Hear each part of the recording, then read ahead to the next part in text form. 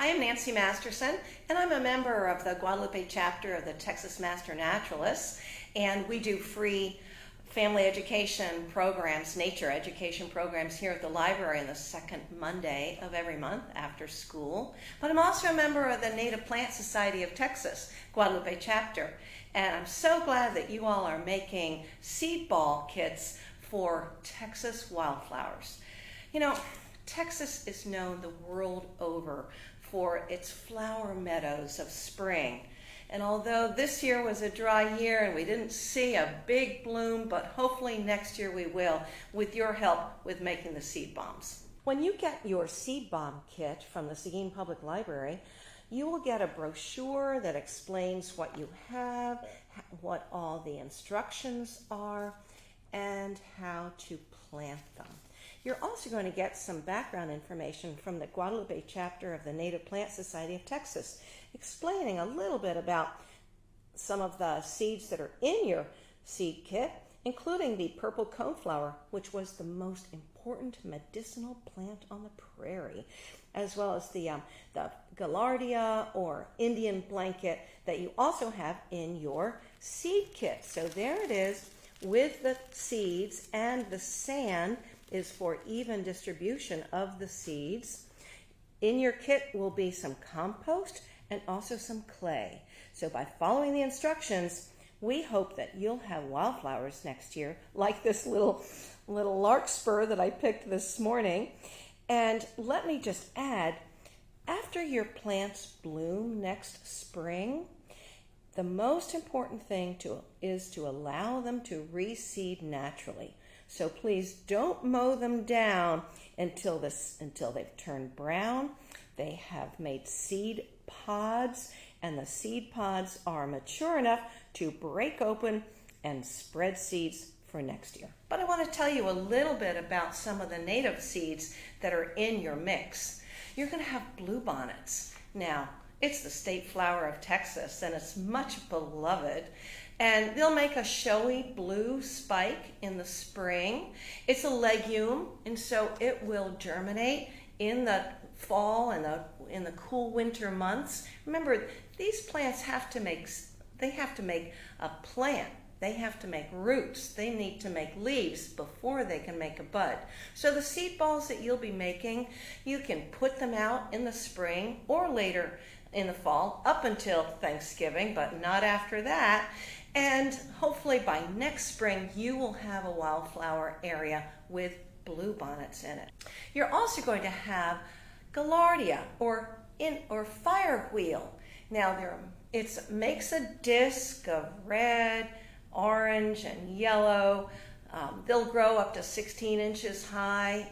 They'll bloom from anywhere from the spring and then up through the end of August.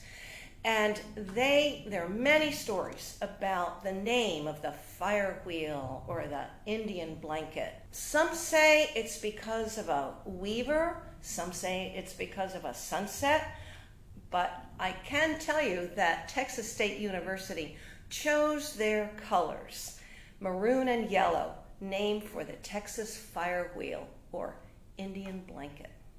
Another plant that you're going to have in your mix is the Texas paintbrush or Indian paintbrush. Again, it looks like a ragged paintbrush dipped in red, sometimes orange, sometimes yellow, and they too will bloom in the spring.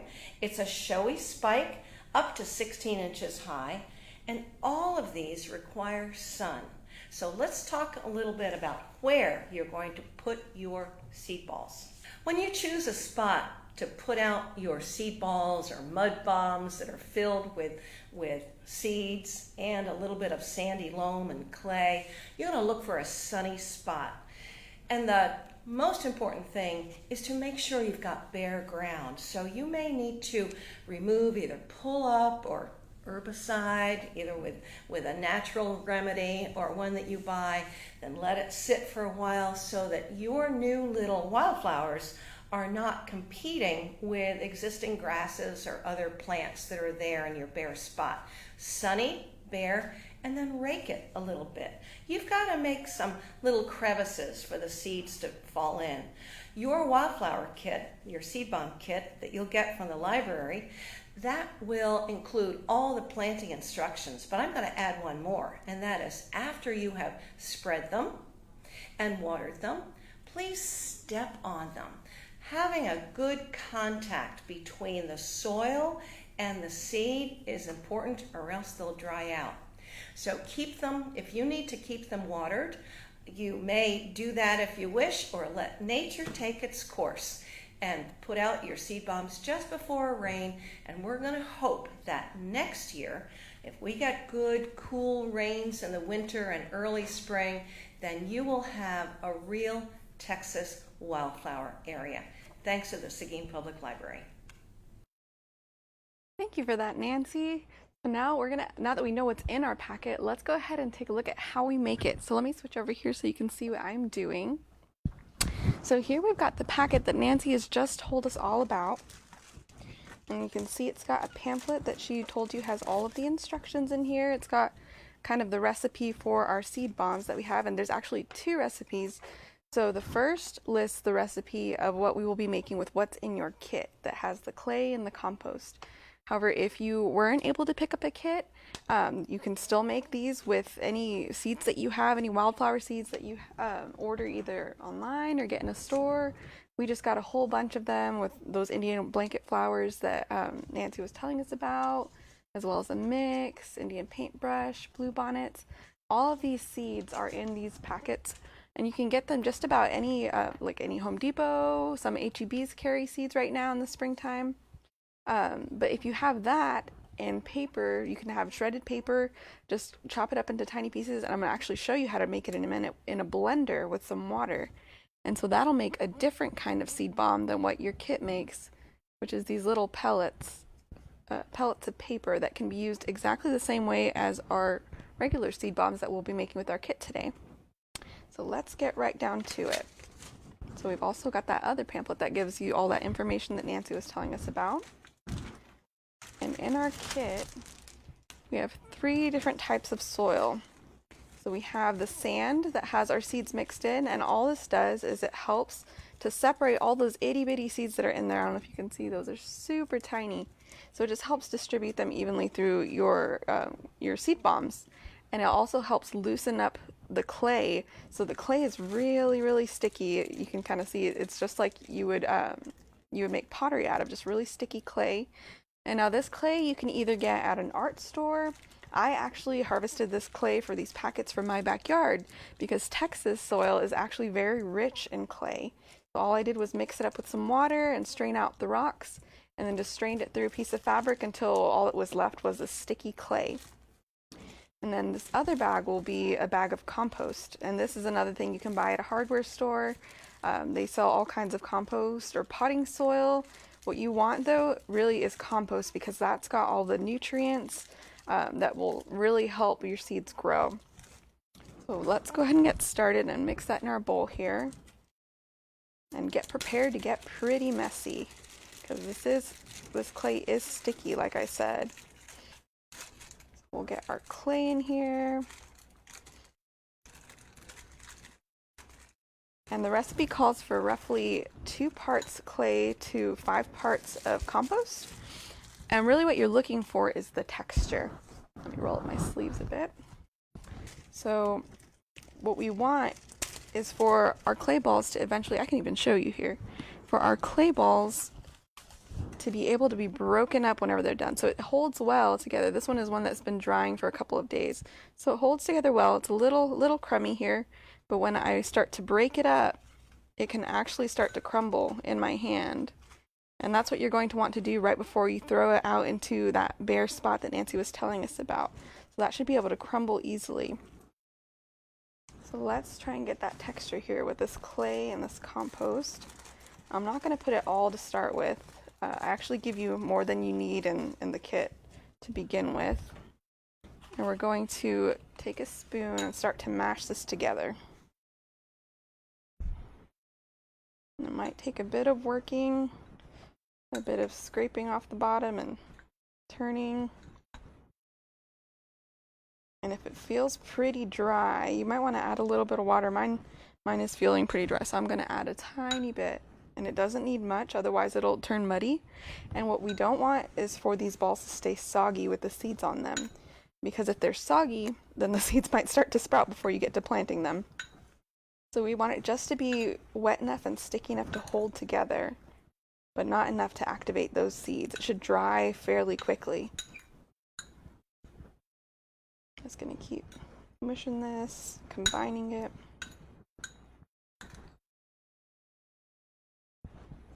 You'll see it starts to kind of hold together a bit. Now I'm starting to see if it's starting to look more gray than that dark brown, you know it's going to have a little too much clay.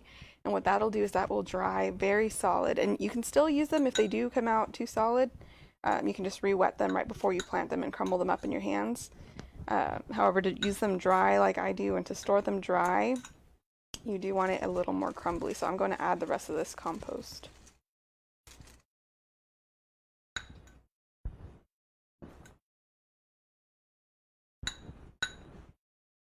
There we go, that's a lot better.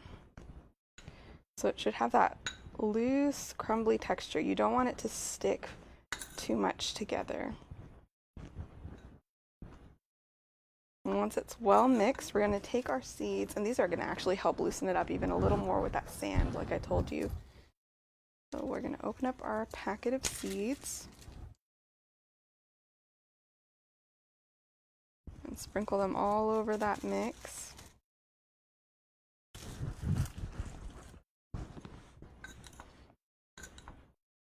And give that a good tossing first. You don't want to mush them in, otherwise they'll just stick wherever they land. You want them to really spread out first. And then once they are more evenly distributed and you can see that sand is kind of covering everything, then you can start smushing it some more and mixing it in really well. So you can see this isn't muddy, it isn't cakey, it's not sticky, it's very crumbly. Not, I wouldn't say dry and powdery, but it is very crumbly. So what we want to do now is start to roll it into seed balls. And our packets will make somewhere around 6 to 8 balls, I would say, tablespoon sized balls, kind of like this. So you'll just kind of start to mush it in your hands, and you can see here, it'll stick together, but it also crumbles apart, and that's what you want. So I'm going to smush it, and you don't want to squeeze them too tight either, because if you do smush them and squeeze them super tight, they're going to be hard to crumble in the end. You want it just to barely hold together. You can take your little plastic bag and just line them up on there when you finish. These are fairly sturdy when they dry. They just, as you saw, start to crumble a little bit on the edges. So I recommend storing them in an egg carton if you're saving them for the fall. Or like I said, you can use them right away. If you're expecting a rain, like Nancy said, you want to give that plant time to grow, time to set out its roots, time to set out its leaves before the summer heat comes. So either give it that good start with some rain or some water, or you'll want to wait to the fall when we have all of those winter rains that can water our little baby seeds.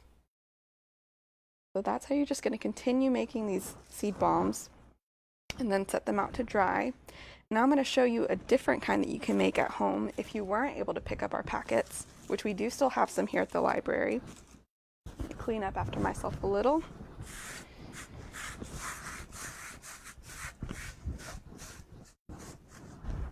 Okay. So now what I did was I took a blender and a bunch of paper. I'll show you my paper actually.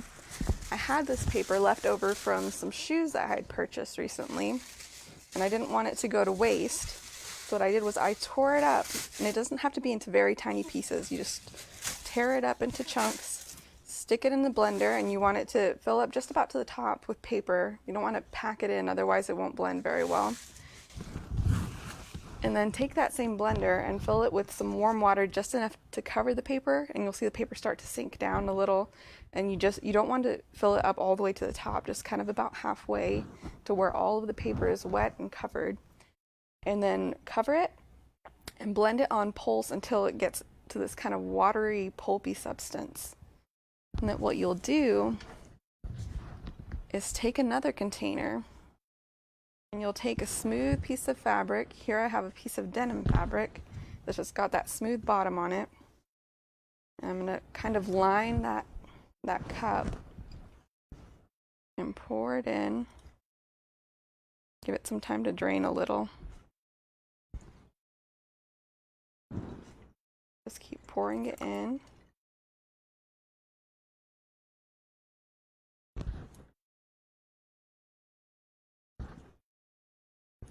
And let it strain out.